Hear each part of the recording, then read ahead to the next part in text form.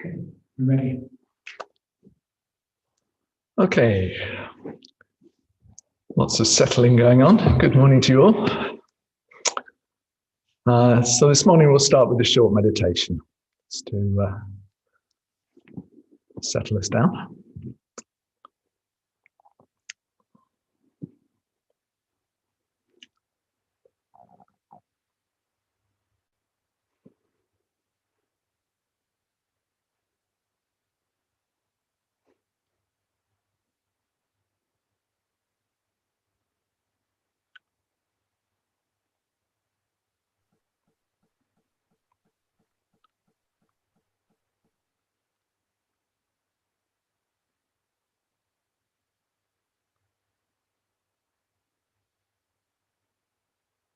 So some of us may not be in ideal conditions for meditation, but doing our best to find a good posture. I think posture is one of those things which you can at a certain point in your Dharma life decide is good enough and then leave it, which means that it tends to decline over time. So it's good to just keep working with it and working with it.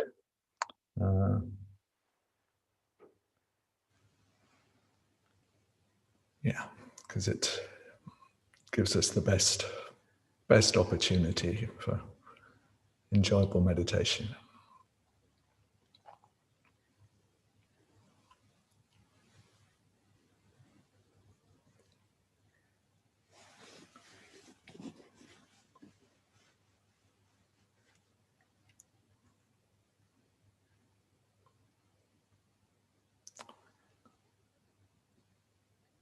So yesterday, we created a kind of imaginal space in which we could all meet together and practice. It sort of strengthens all our heart connections.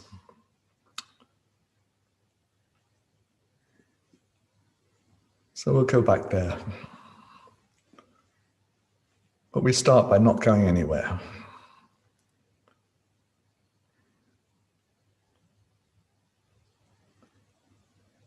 Start really, really simply by just being what is.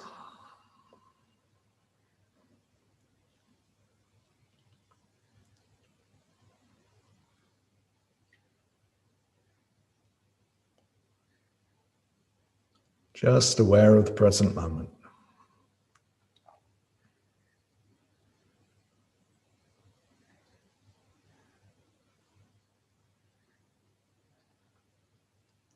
It's never been like this before and it never will be again.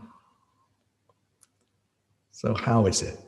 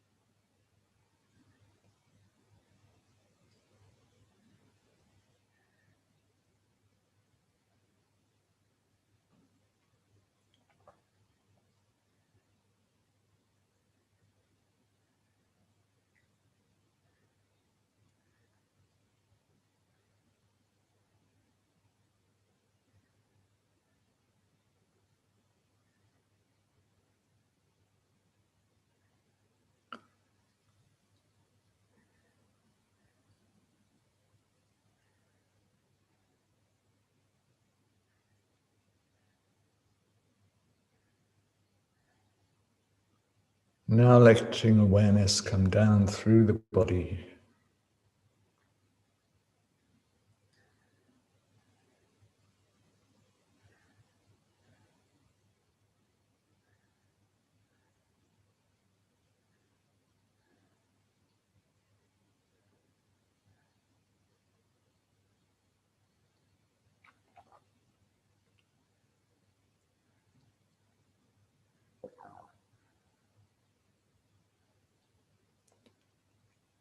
down to the ground, down to the earth.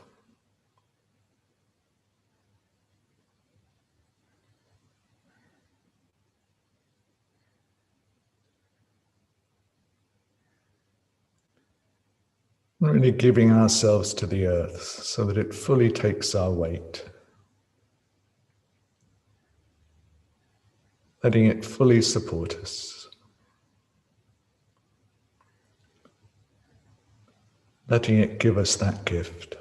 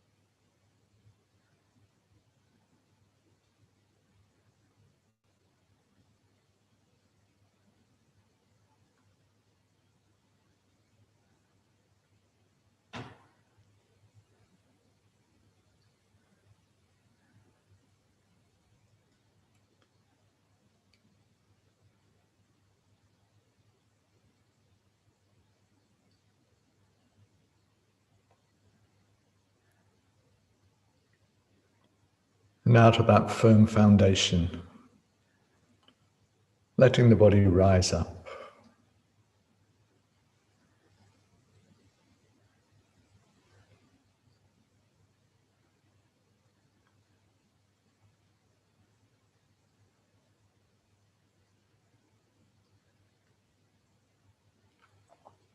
A sense of spaciousness in the body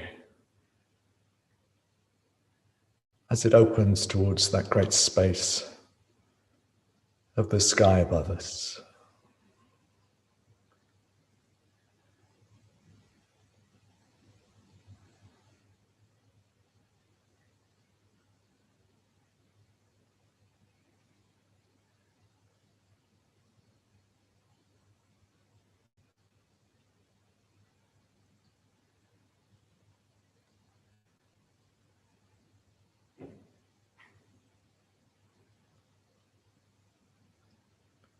Feeling into the body.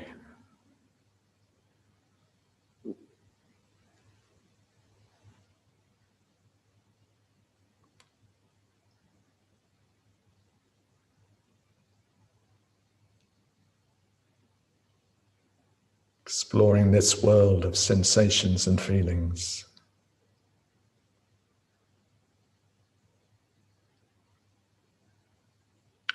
Vibrations and energy movements.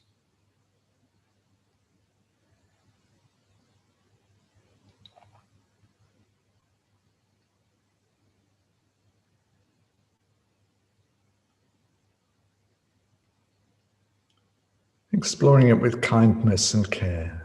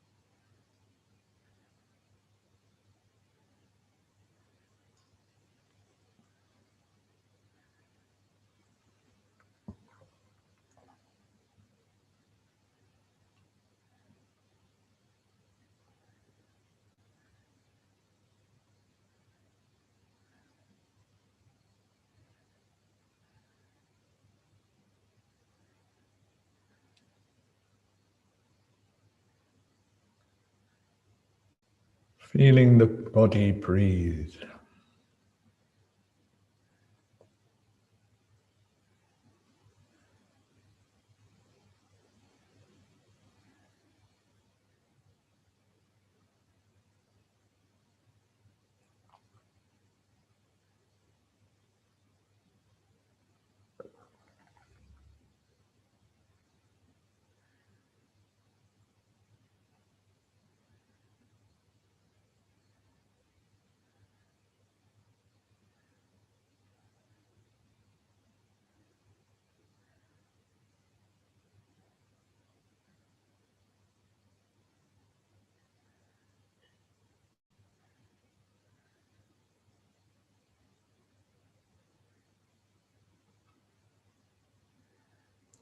Now focusing on the out breath.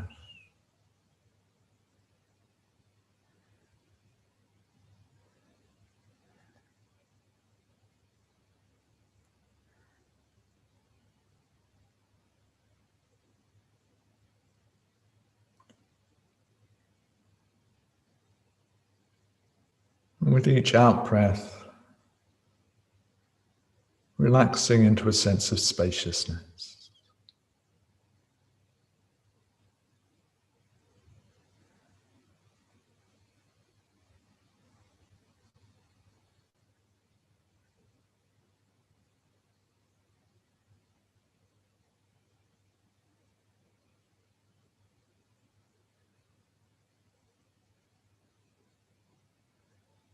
It's as if with each out breath, we follow the air as it leaves the body, have a sense of the space around us.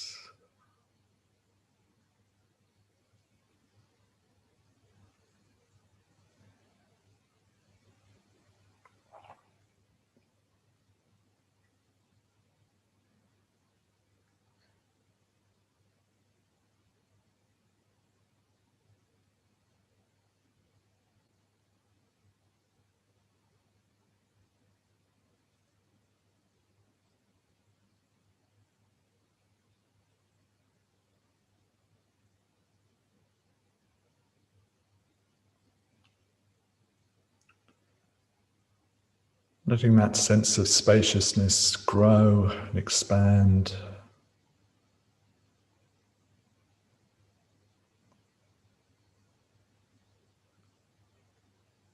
Letting it become vast, like vast blue sky.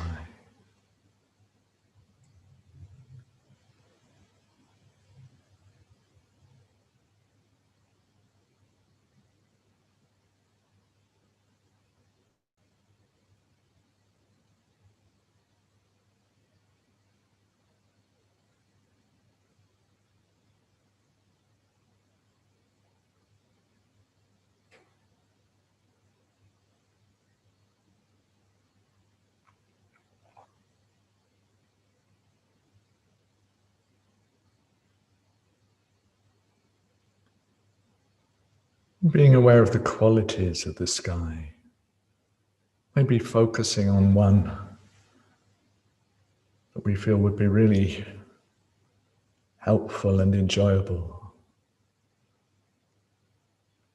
Could be the limitless freedom of the sky.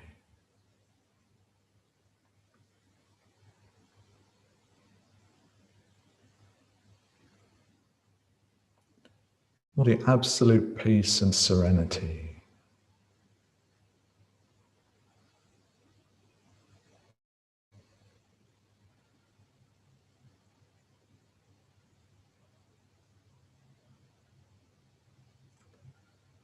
Or the warmth of the sky. It's not cold.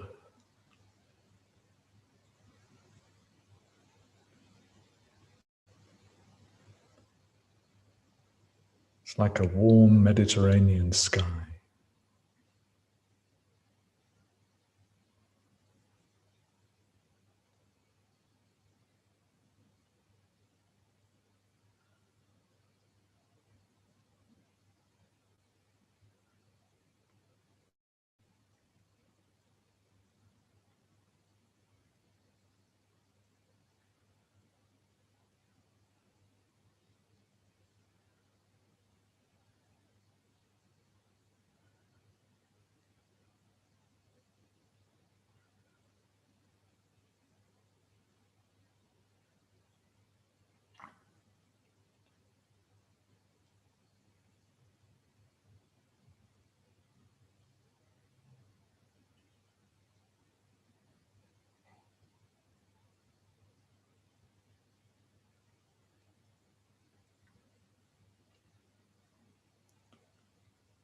Now in the sky around us, we find a great circle of lotuses.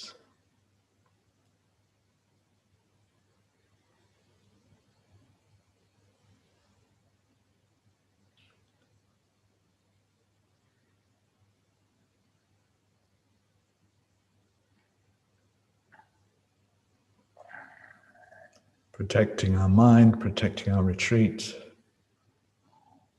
with all the qualities of the lotus family of Amitabha.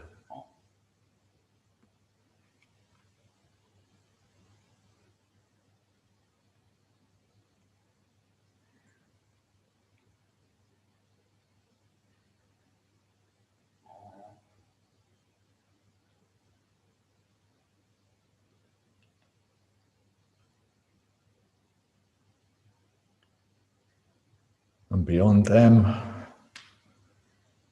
we sense, we feel, we see the Vajra wall, the diamond thunderbolts.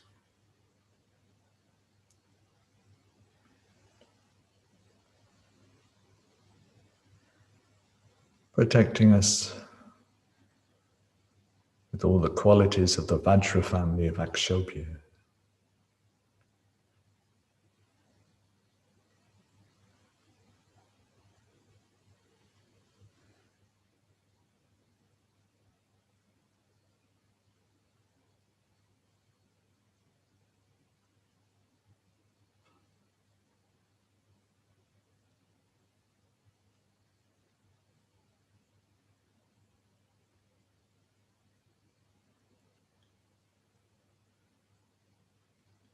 And beyond the Vajra wall,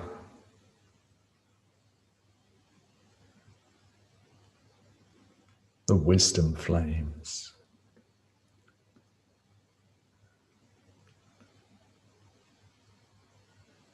Burning, protecting us with all the qualities of the Buddha family of Vairochana.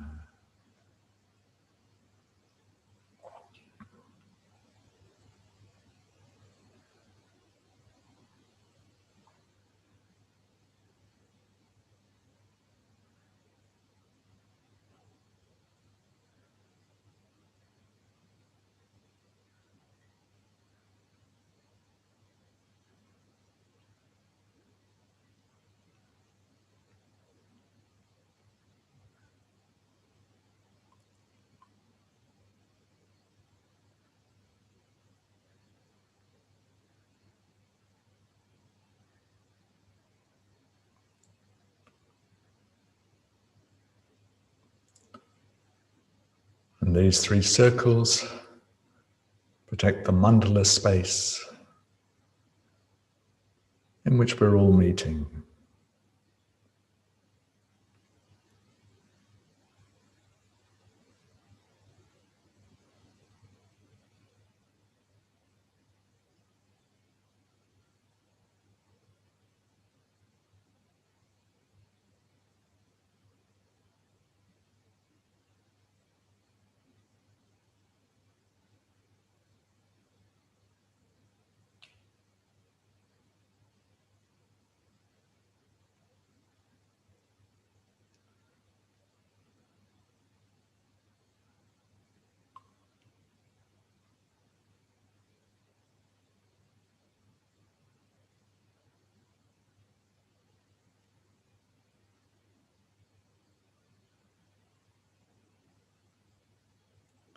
And we're seated within this mandala space, however we see it.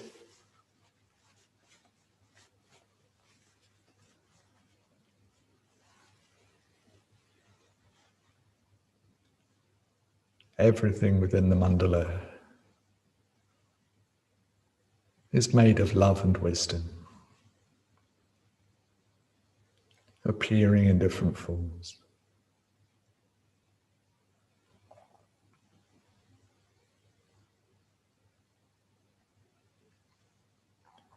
So we're seated together, practicing together,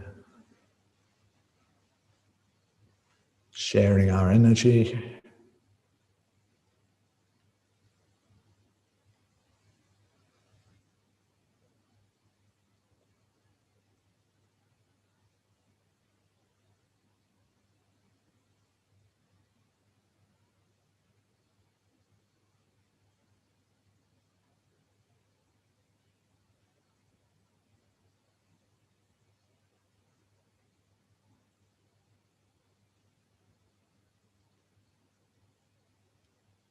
practicing for one another as well as for ourselves, and practicing for the world.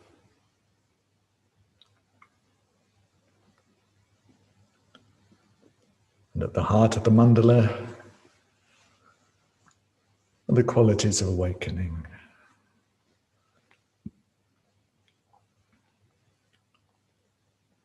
However we feel or sense or see them, maybe appearing as the Buddha or a Yidam, or as the refuge tree, or just a felt sense of all those qualities.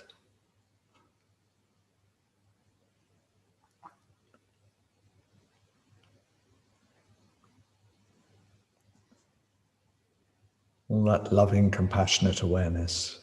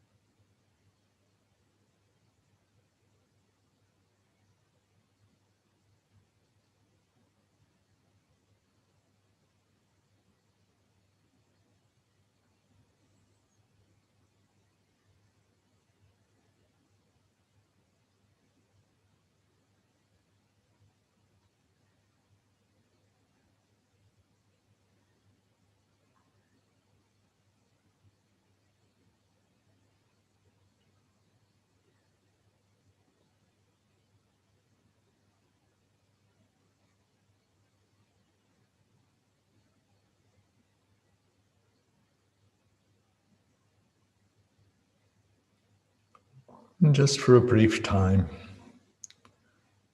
as we do in the Bodhicitta practice,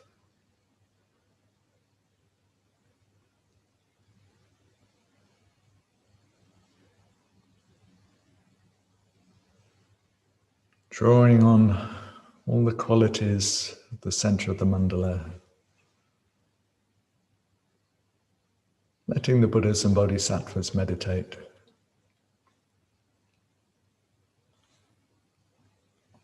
Let's be aware of one or two people or situations where there's suffering that particularly come to mind.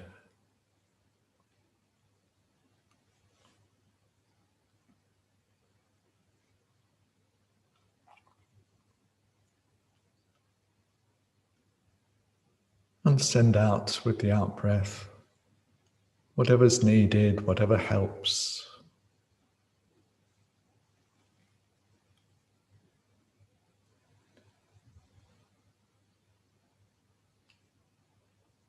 Whatever qualities are needed. And with the in-breath, taking away suffering and its causes.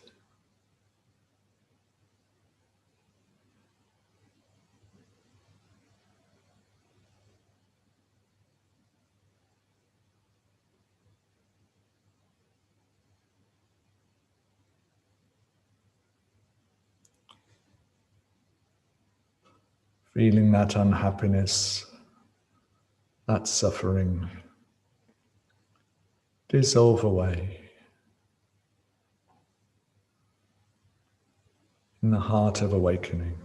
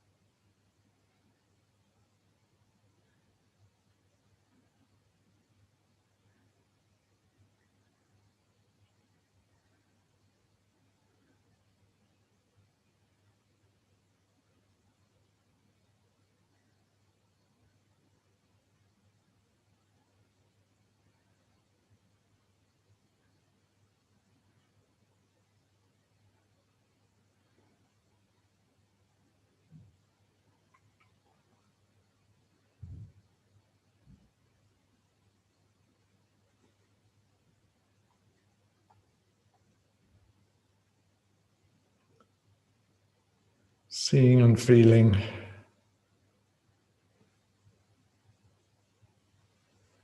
the effect of the suffering and the causes of suffering being taken away, and those qualities, those resources being shared.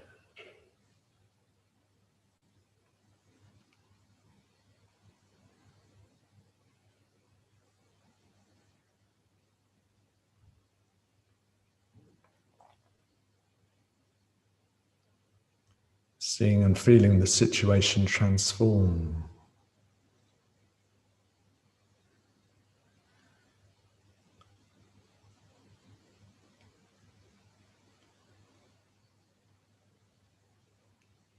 Everything becoming lighter, freer, happier.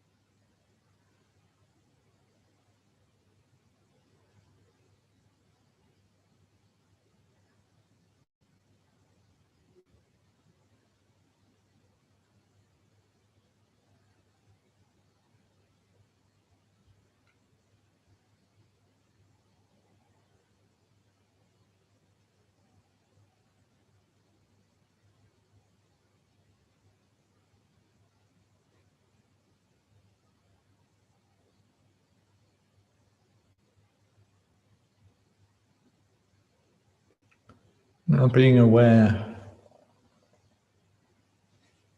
of us all practicing together, all sending out help, resources, qualities, all taking away the causes of suffering and the suffering itself.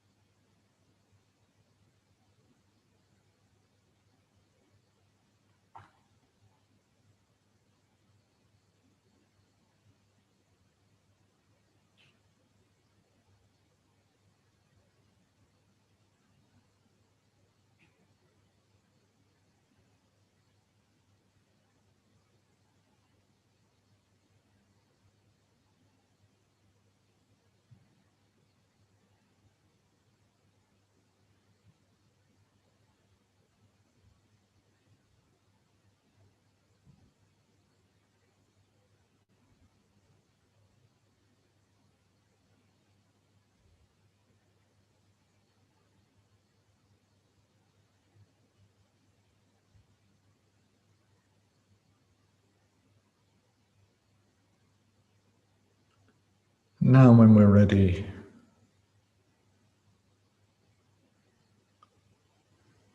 withdrawing our attention from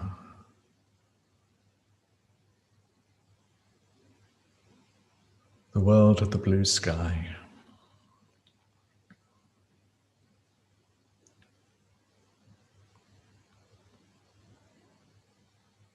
all that Bodhicitta practice can still be going on some level.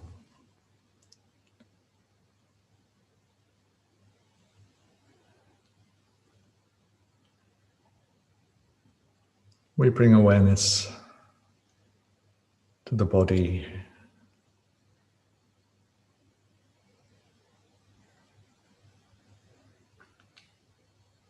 sense of our physical surroundings.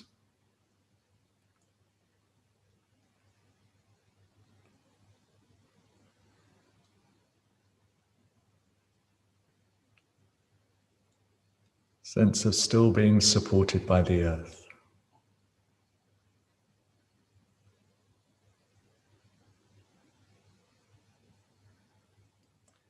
We just sit.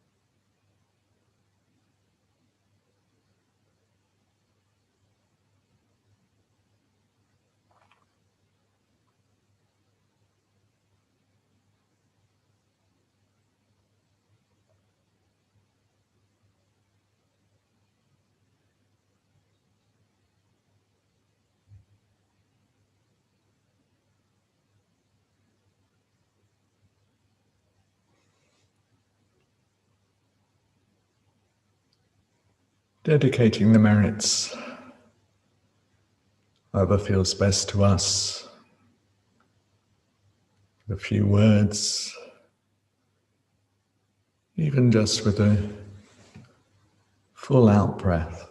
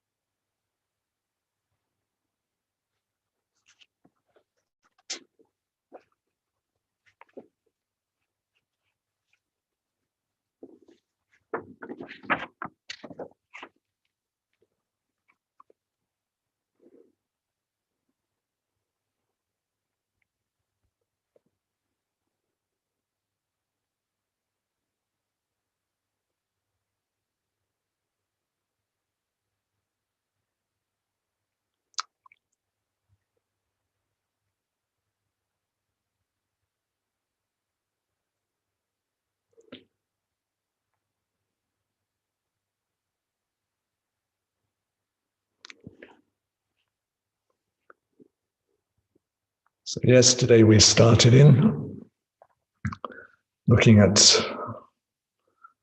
that Walt Whitman little extract. When I give myself. And we started exploring that. And we also looked a bit at Bhante talking about fidelity and how, although we're easily overwhelmed by our excuse me, immediate situation, the more that we live from the heart level, the more we won't feel isolated or separate, even if we're on our own.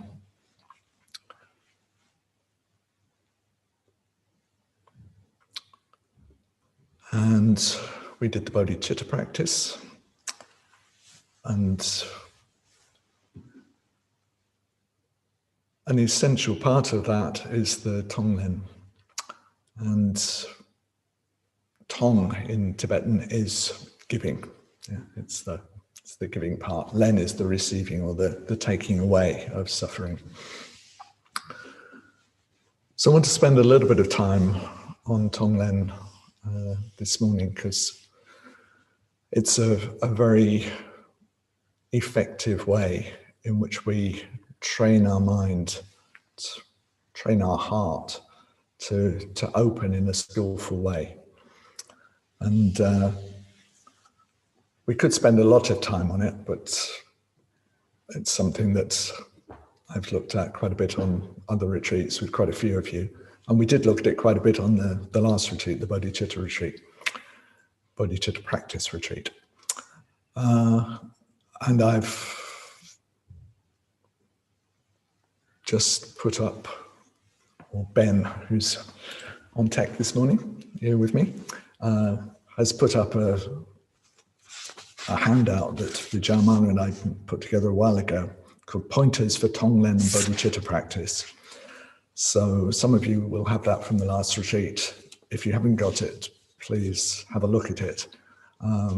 If you were on retreat with one of us 5 years ago, you'll have quite an out-of-date version of it, and it's developed a bit since then, so you might want to look at the latest version.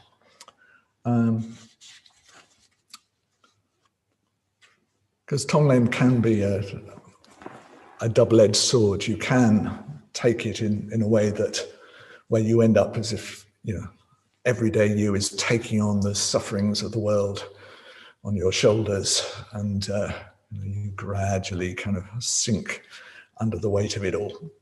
And that's not what the practice is about. The practice should leave us quite in touch with the suffering of the world, but also quite uplifted, because the practice should include all the Four Noble Truths. Yeah? So if we're just focusing on suffering and its causes, then we're going to come out feeling ground down, weighed down. But if along with that, we're in contact with awakening and the path to awakening and how it's possible to follow it, and the qualities of awakening and bring those into the world, and in imagination having seen how that happens, then we come out, we can come out very joyful. So I mentioned yesterday, as if the practice goes from being a karuna bhavana, a development of compassion, to a mudita bhavana. As in imagination, we have a sense of the practice transforming the situations that it goes out to. And if we are feeling really weighed down, it also suggests that we are trying to practice more from everyday me.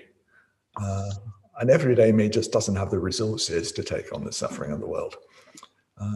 So it's really helpful to do Tonglen with the sense that we're, if you like, channeling the Buddhas and Bodhisattvas, or often a good way to do it is to have a sense of the refuge in your heart, however you feel or imagine that for yourself.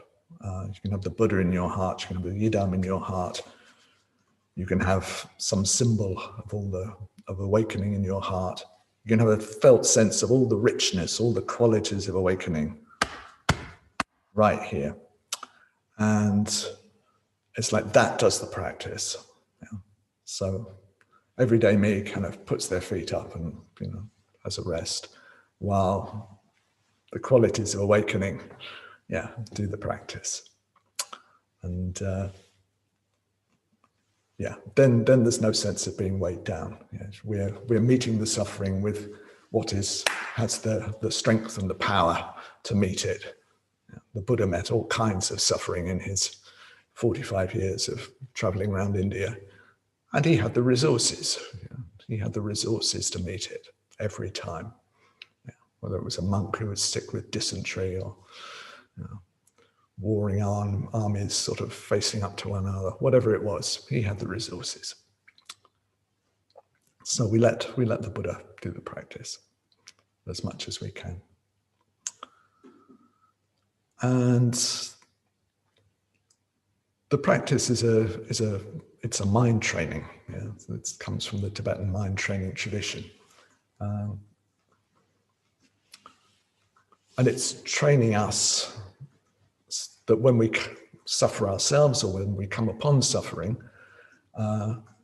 rather than our usual responses, our first response is to turn towards the refuge, which means that we find the resources in ourselves.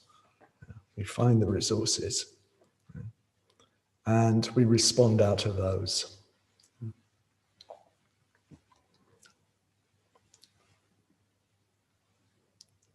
And it's a very skillful practice, because whatever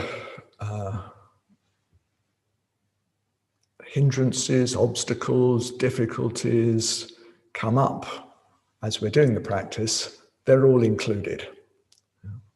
There's always a skillful way of including them. So if we're too tired to practice Tonglen right now, okay, rather than that just closing us down in on ourselves, we bring to mind the refuge and we let that tiredness link us to other beings. There are so many beings around the world who are insomniac, who are not getting any sleep for all sorts of reasons, who are going to work feeling like, oh, I'm dragging myself along here, and so on. So we link into all those beings and we breathe all that in and we take all that tiredness into the refuge and allow it to dissolve away, and we send out from the refuge energy and aliveness and awareness and awakeness, whatever's needed. So in that way, what started out being something which felt like it was just going to make the practice impossible becomes a source of connecting us with others, and it's more grist to the mill, as we say in English, of the practice. Or if you think, I just can't do it this morning, I'm just, I can never do Tonglen, it's just hopeless.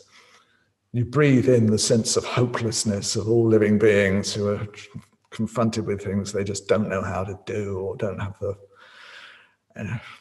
resources for. And you take all that to the Buddha, you take all that to the refuge, and you let the Buddha breathe out kind of confidence and skill and energy and whatever's needed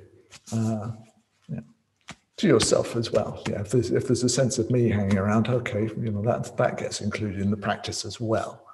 We don't leave ourselves out. But we never leave ourselves out of our Dharma practice. We're a living being too.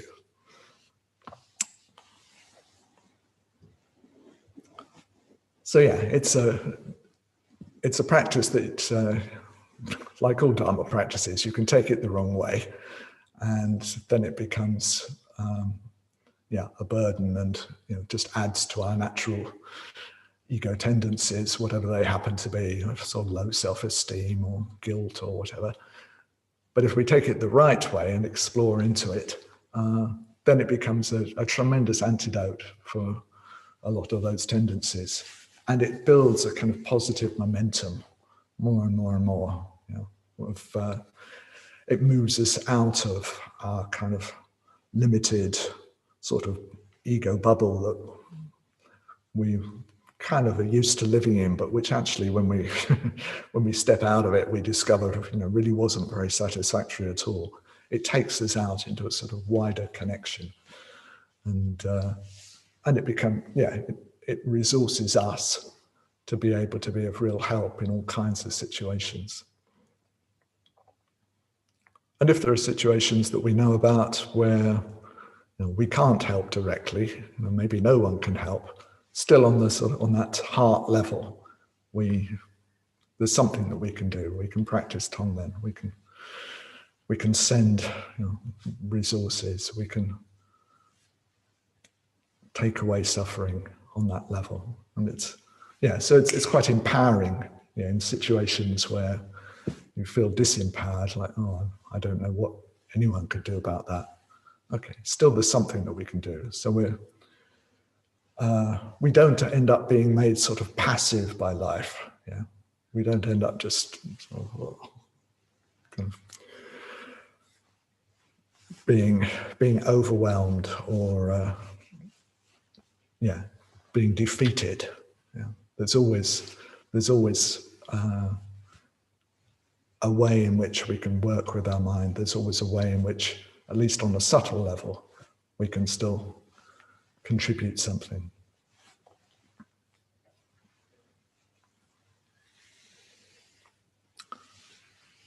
Okay.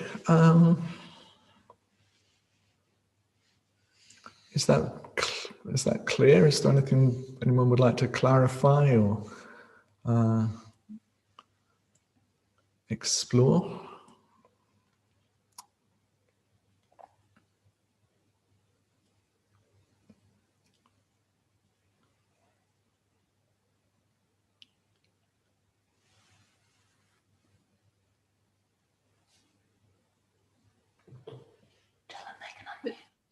Vessantara, can I ask a question? Yes, sure. Vijayanandi here. Hi, Vijayanandi. Hi. Do you work on a sort of moment-to-moment basis in your ordinary active life, you personally? Breathing in, you know, dark shadows and giving out light on a Tonglen basis when you meet difficulties each day? So do I personally work on an active basis in my everyday life? When I meet people in situations, taking in shadows, and sometimes I do. Sometimes I'm doing mantras and practicing in other ways. I tend not to do so much of the taking in the dark shadow, just because I don't find that particularly helpful. So I tend to be more giving out from the refuge than, so there is a sense of sort of taking away suffering, but somehow for me, the emphasis always seems to be more on what's being offered, what's being given. But there are a lot of situations that I go into, you know, particularly where someone is suffering, where automatically, you know, either a mantra will start up, or yes, I'll be with the breathing, with my own breathing. I think the Tonglen and all these practices, they get more. They get less like practices as time goes on, if you know what I mean. So they get kind of less formal, and they become more just intuitive in how we are. So I don't think these days of, oh, I should do Tonglen. I don't think it works like that. It's more, there can just be a sense of like turning to the refuge, and that being, the influence of that being somehow there for that person, that situation, perhaps to endure something that they find very difficult to endure. It's like, if I'm in touch with the refuge, then yeah, I can happily be in that situation. And something that hopefully communicates to the person who's finding it very difficult to be in their situation, if you see what I mean. But yeah, certainly one of the things that happens is that there is this in and out breath, which is giving resources and taking away suffering. That certainly does happen quite a bit. Thank you. You're welcome. Vessantara, it's Krista down here speaking. Can I ask you a question? Yeah, please do. Yeah. It seems to me what you're saying, that the focus of training is really being with the Idam and developing faith in that, and then having faith that the resources will be there, working at some way and some level, and just going with it. Does that make sense? Yeah.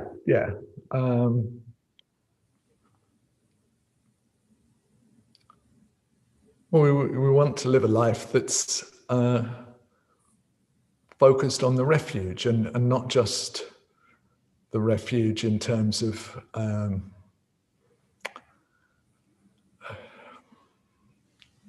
ideal that doesn't feel very tangible at times. We want something where we can plug in as directly as possible to love and compassion and wisdom and freedom. That's what we want. And with practice, the Yidam is a very tangible and direct way of doing that. And it's sadhana practice. Some of us take to it very easily. For others of us, it can take a while. And to start with, it feels like you're just kind of creating this thing out of your own imagination. And as soon as you stop putting energy into it, it dissolves away. But over time, it stops feeling like that. It starts to feel like the Yidam is a portal to all those qualities, and a very immediate and direct connection with those qualities. So it's like then the refuge has a sort of reality to it in your heart. And we want to live more and more from that. In fact, in a way, all that's happening is that through the Yidam practice, we're learning to move from mind operating in a sort of self-referential way to mind learning not to do that, mind learning to operate in a very open, free way, in which qualities of love and compassion and so on start to naturally appear. So as you train, your mind shape changes. So as you train, yes, your mind stream changes more and more and more, and unfortunately for some of us, it can take a long time before those changes become so clear that we think, oh yes, I've really got confidence in this now. If somehow we could really have that confidence from early on and just keep going with it, it would all go quite fast. It takes quite a long time before we really kind of do give ourselves to the practice. When we do, then we really discover, there's something. It's always something difficult very special opening up, here. isn't it? Sorry? Thank you. You're welcome. It's always difficult opening up. Yeah.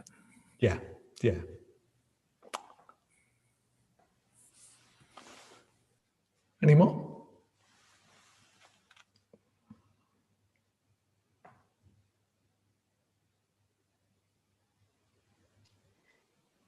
It's Bodhicitta here. Hi. I was just wondering if you could say a little bit more about the stage of actually reflecting on the suffering of beings. Because sometimes, like I've noticed, there's a different quality if I start reflecting on the actual kind of dukkha of beings. There's a lot of people I know with ill health at the moment. and then reflecting on the kind of more existential suffering of samsara. It sort of gives a different quality to the practice. And I don't know, you know, particularly if you're using that phrase of with all beings I go for refuge to the three jewels, because that in a way is the more existential suffering that, you know, even when things are going right, they're not fulfilling their sort of true potential, if you like. So yeah, I was just wondering if you could say a little bit more about that stage, because I know when I've done it with Subhuti, he's put a lot of emphasis on that stage, quite a long time before introducing the actual kind of Tonglen part of it. Particularly on the dukkha.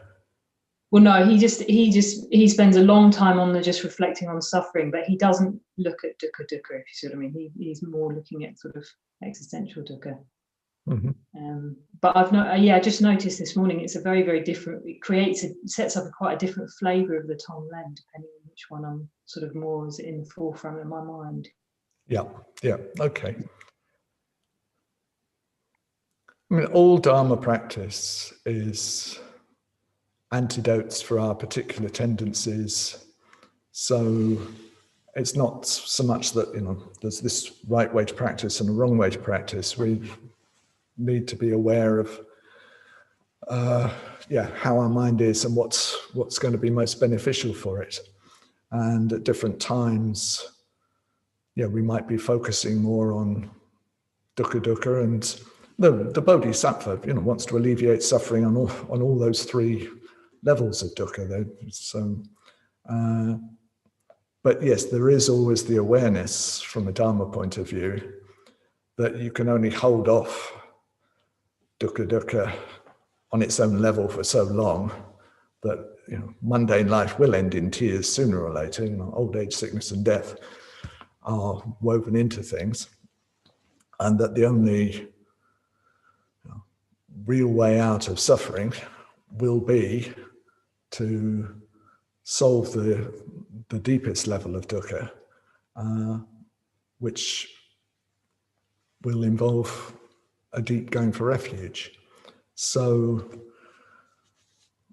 it will have a different feeling, and on different days, you may be drawn more to some particular situation where a friend of yours is ill or something, and okay, so you're sending them relief of that. But I think the emphasis, if you want to make it just sort of general kind of principle of it, the emphasis is probably more on relieving the causes of suffering than just dukkha. That will take us, as the practice is also mind training. We want to train our minds to be as clear as possible about what's a true refuge and what we can really expect from everyday life. Otherwise, we can end up just kind of with a lot of sort of hope that mundane life will go well in almost an unrealistic way. And it's always interesting, to watch what happens when things fall apart, either for us personally or in the world, whether we're shocked or not by it. If we're shocked by it, then it somehow suggests that we're still too bought into, the kind of view that tends to be around us. That's, which is one of kind of progress and development, and things should get better. And if something goes wrong, it must be somebody's fault, rather than seeing, that mundane life is conditioned, and the positive things in mundane life, they depend on a lot of conditions, and those conditions change. So part of the Tonglen is training ourselves in seeing the four truths, and seeing the causes of dukkha. So it's good if that's a part of our practice, and we're looking at all three levels of dukkha, not just dukkha. It's also a sharing of suffering, isn't it? Because what they're suffering and what we're suffering, I mean, we're all suffering. Yeah. It's not they are suffering and we're reaching out to them. We too. So, and I find that the strongest part of it is that we're sharing and helping in that way, ourselves and them. Yes, we're all in the same boat fundamentally. Yeah, and it's not that from the Olympian height of our little bit of Dharma practice, we're reaching down to these poor beings down there. No, that's not it at all. Yeah, no, that's great. Okay, let's stop there and have a break. Let's give ourselves 20 minutes or until 25 past. And then we'll come back and do some practice, I think.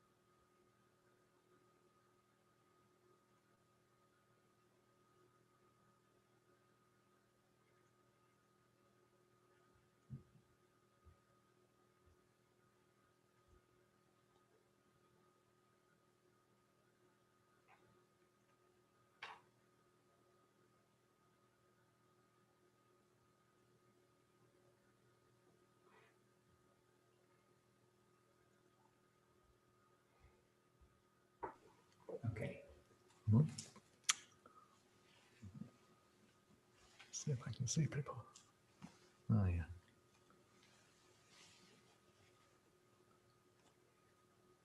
Okay, most people are back. Still one or two, or three or four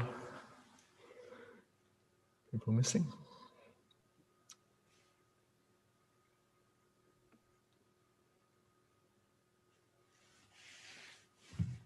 So before the break, we did that meditation, bringing us together in our Bodhichitta mandala. And then we were talking about Tonglen, and there were some questions. One or two people have sent me questions by email, and I'll look at some of them over the next couple of days. There was one that I won't read out, but I want to just share with you, because I think it would be really good if we all thought about it. And basically it was saying, presumably, a bodhisattva has to give in a healthy way. Presumably a bodhisattva uses the word no. They don't just say yes all the time to everything.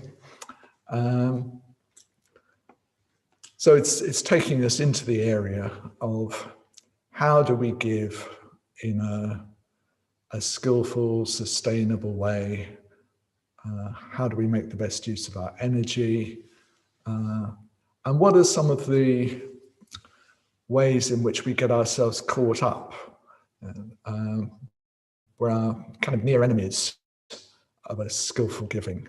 Yeah, so you can give out of guilt, say. So there's a whole area there, which I think would be really interesting for us to examine together. Because we're presented as human beings, as order members, with all kinds of opportunities to give, and people asking us, will you do this, will you do that, will you do something else, can you take responsibility for this, can you help do this class, whatever it may be. So how do we decide all that? And do we decide in a really good way? What have we learned from the times when we've taken the wrong decision? I've got some thoughts of my own, which I could share with you as a sort of basis. But today, maybe you could just be reflecting on that a bit. And if you're in a group later, perhaps in that group you could look at it. And we can try and sort of pool our experience and get some guidelines that are as clear as possible for, what's a really healthy, sustainable way of practicing dana that's fulfilling for us and is of real benefit to others. Yeah, so you get the idea. Yeah, is that clear? Because we've got an awful lot of life experience between us, so it would be good if we could pool it a bit. Okay.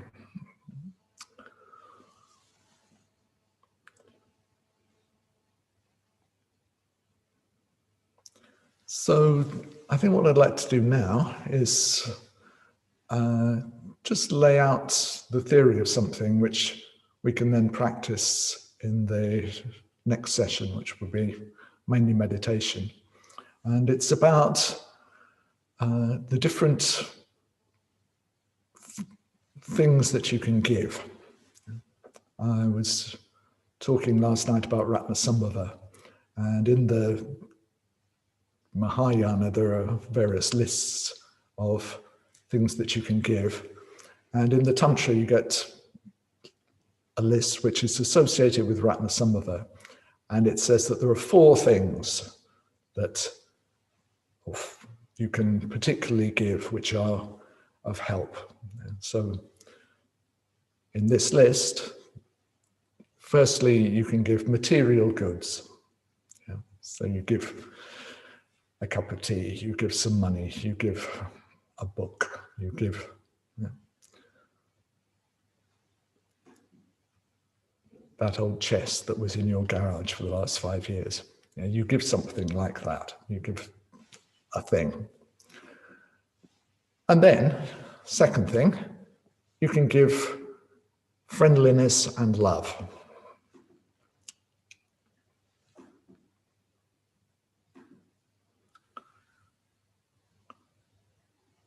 Third thing, you can give fearlessness. So that's in the, if you read one of the Mahayana texts, it will talk about, saving people from robbers and lions and drowning and things. And well, if we have the chance to do that, well, fantastic.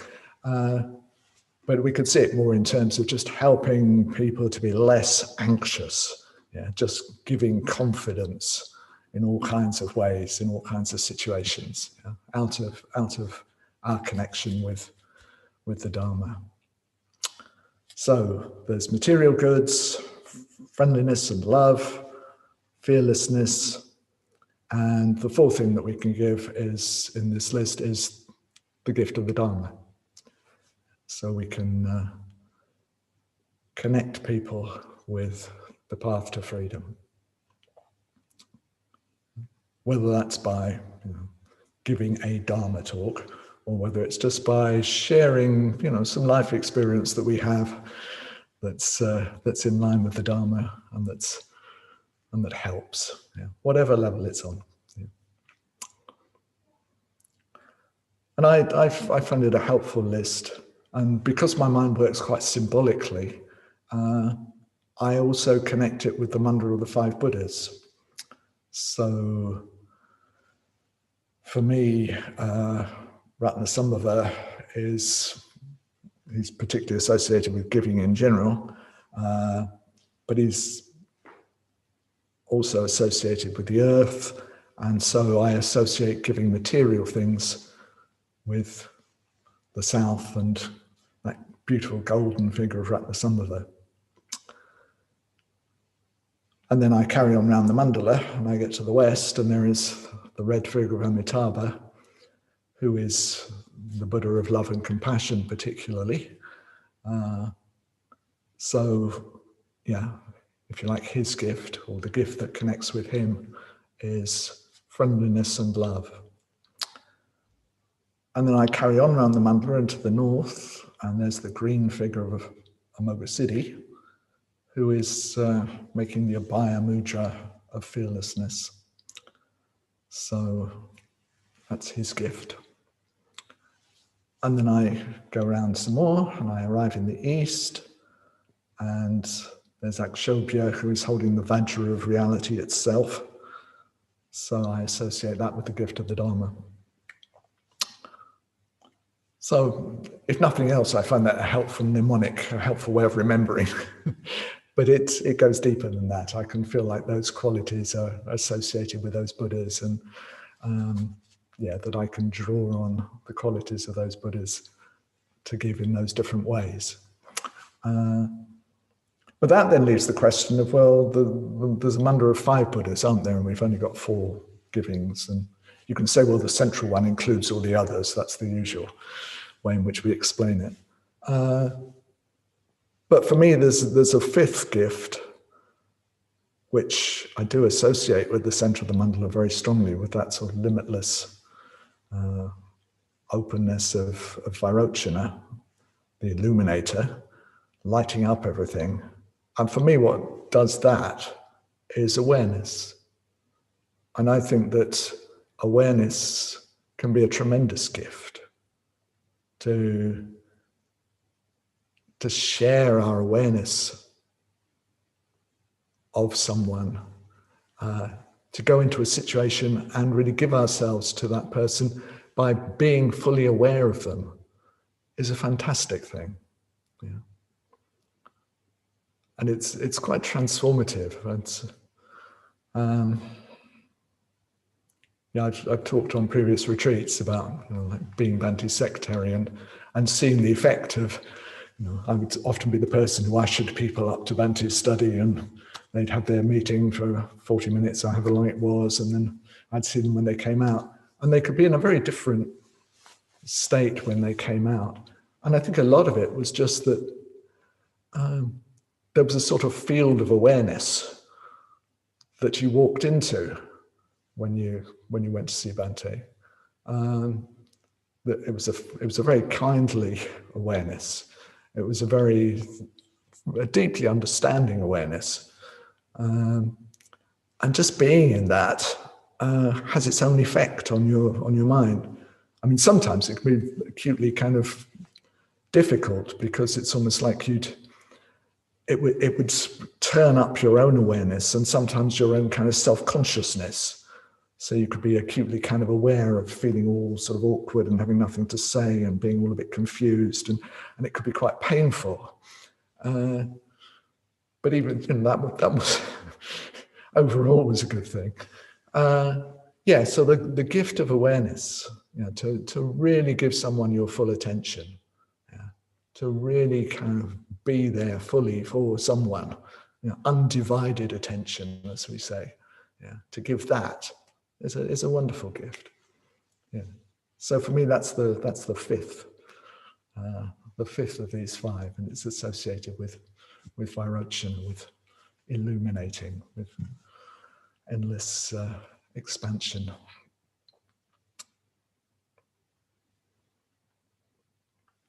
Okay, that's just a short little teaching, but we can do some meditation connected with it. So we'll, over probably now, yes, we've got a bit of time, and then this afternoon, we'll do some practice with Tonglen, focusing on the Tong, focusing on the giving, and we can practice giving these different things in meditation, and that will take the teaching a little bit deeper, and it will also make us aware of those different aspects of giving and the effects that it can have. Is that clear? There's one or two people looking slightly pensive at me. Yeah. Okay. Yeah. All right. So in that case, let's spend the last bit of our session meditating together.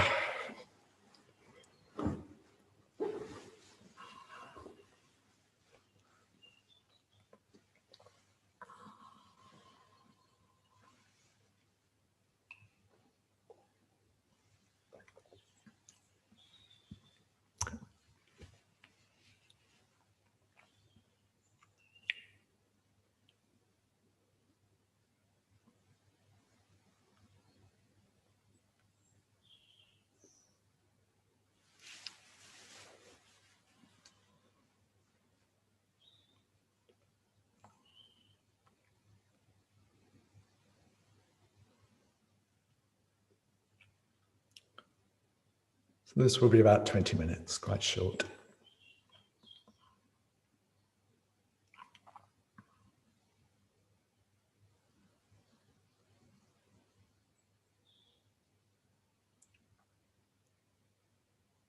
So just because there's not much time, no need to rush, no need to try and get anywhere quickly. I want to be right here.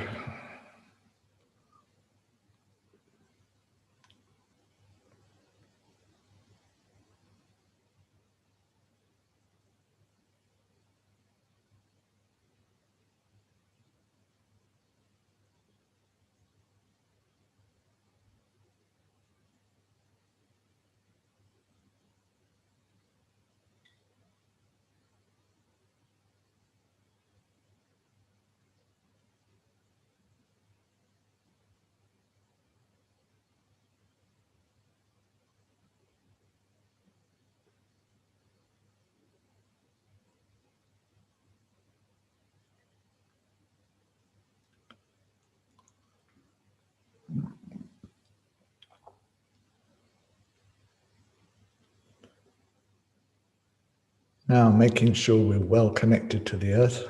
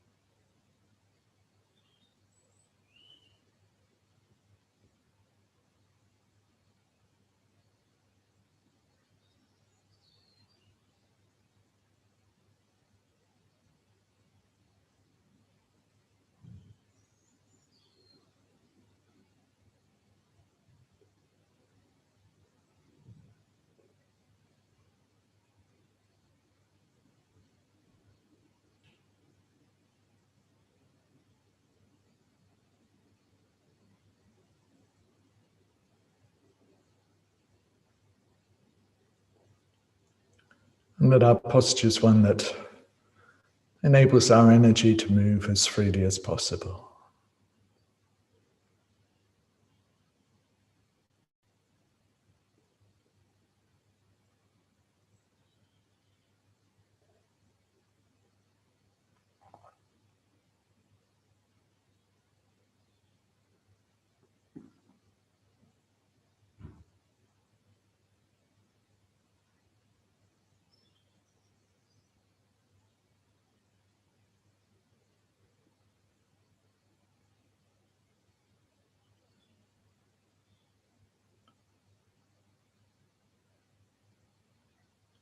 Aware of how the body is now.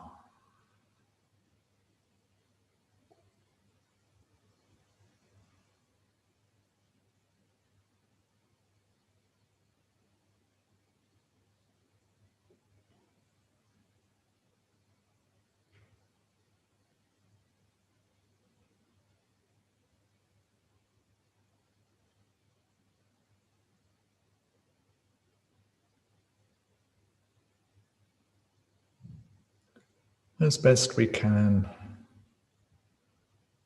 letting the body be a field of kindly awareness, in which all the feelings and sensations arise and are cared for, and give way to the next.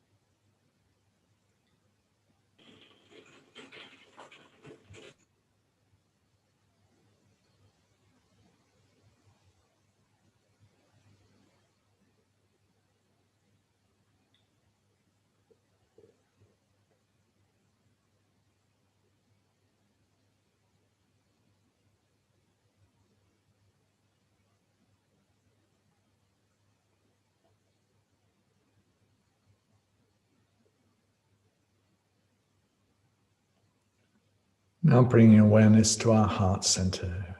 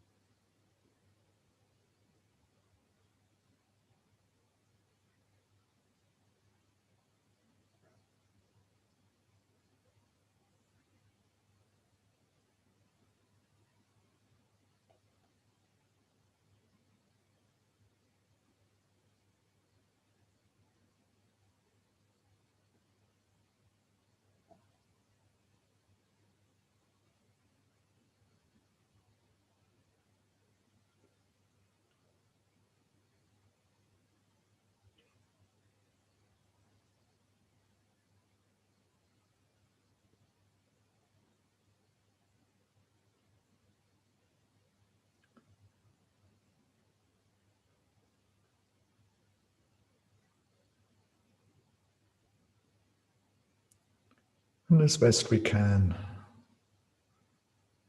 letting our heart open,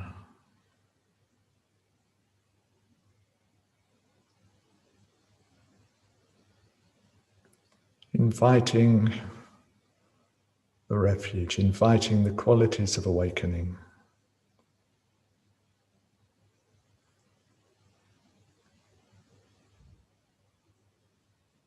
To be in our heart center.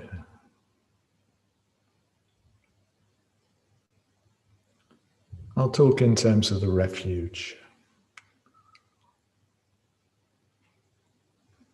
We might feel or sense or see the Buddha there, or our yidam,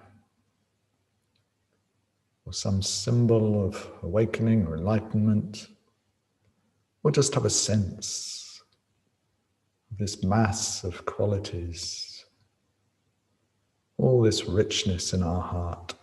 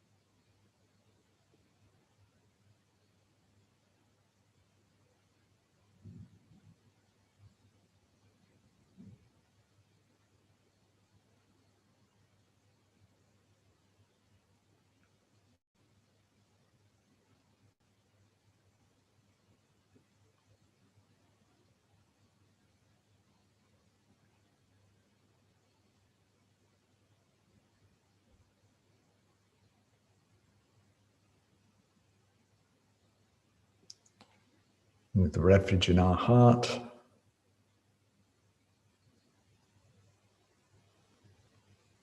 there's that great longing for all beings to be completely fulfilled, completely happy on all levels.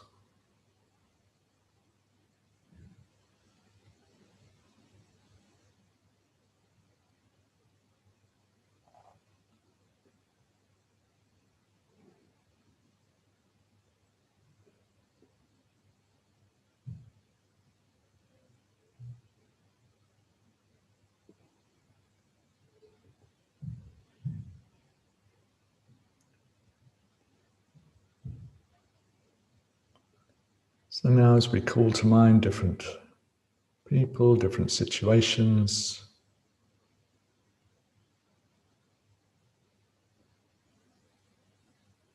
with each out-breath, there goes whatever people need, whatever will help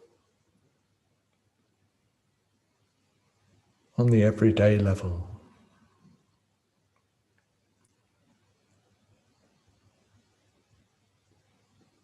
Where there's not enough food, no clean water,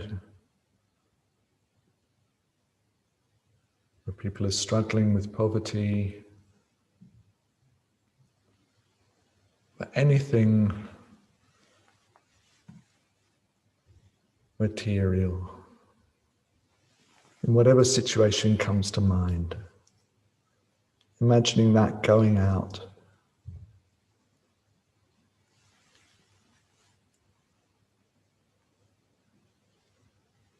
To change the situation.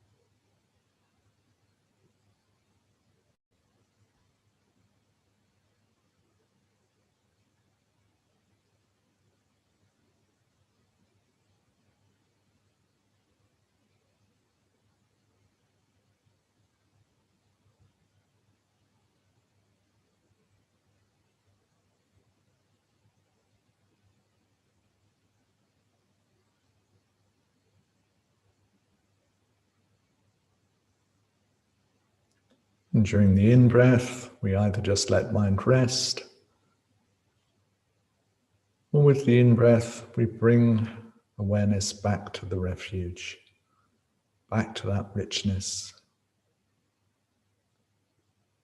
And then with the next out-breath,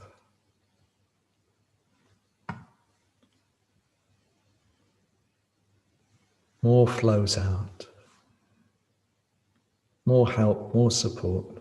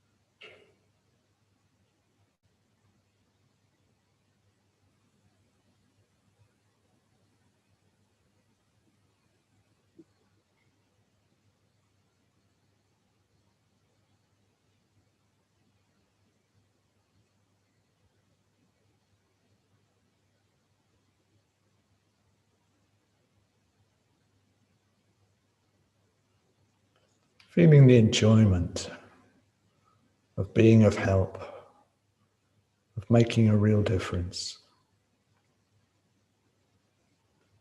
of transforming people's lives on the material level.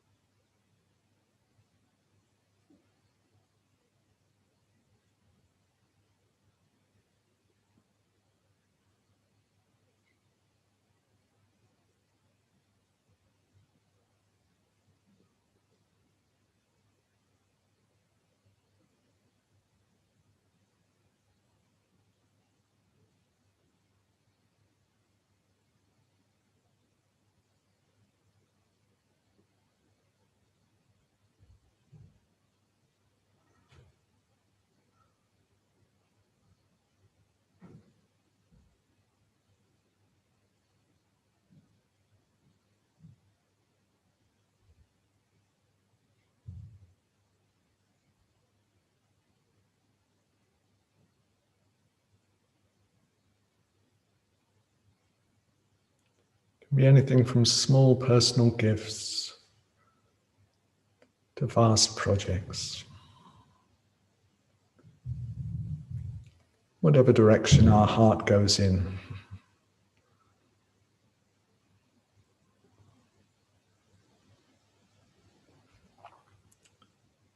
Just a sense of momentum.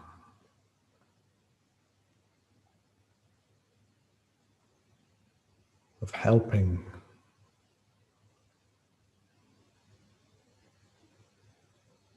Momentum of creating happiness.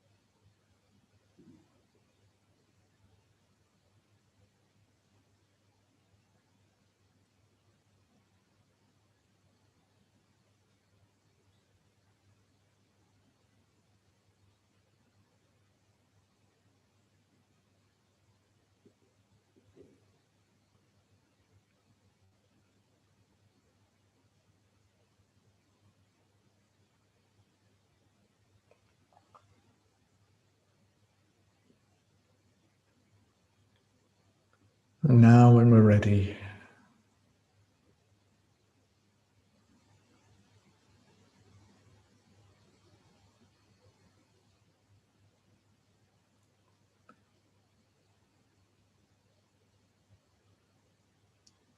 letting go of the practice.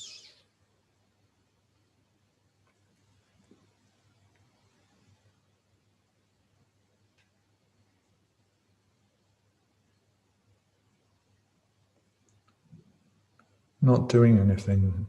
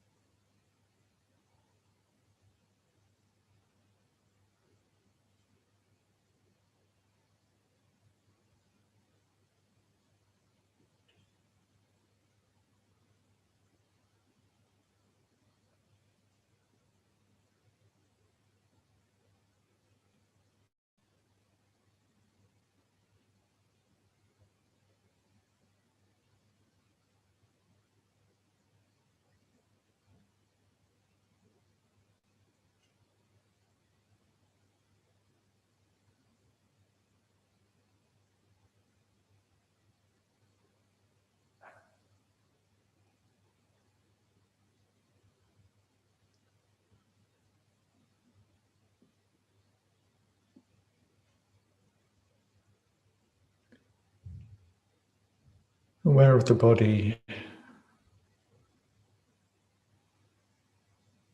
How is our heart area now?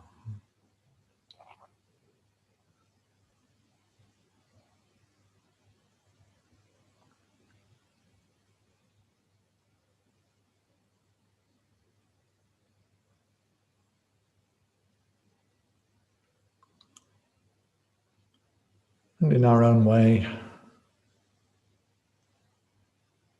silently sharing the benefits of the practice.